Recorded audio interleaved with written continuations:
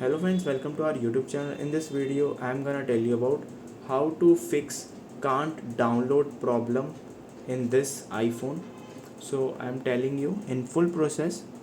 So let's start the video. Friends, when you just open your app store and download some of apps, like here are get to download this app, and when you just open it, it will ask you to sign in to complete purchase.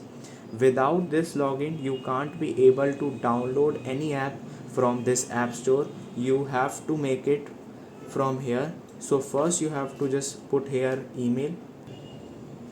Friends, you can just sign in over here also, or you can just put email or phone number here to log in this account. I have make an separate video for that. So if you want to watch it, you can just search it my channel and watch it. I have given the link in the description also. So you have to first make an account and click on get. It will be easily download. I hope you like this video. If you like this video, then subscribe to our YouTube channel for more helpful tips and tricks videos. See you next time.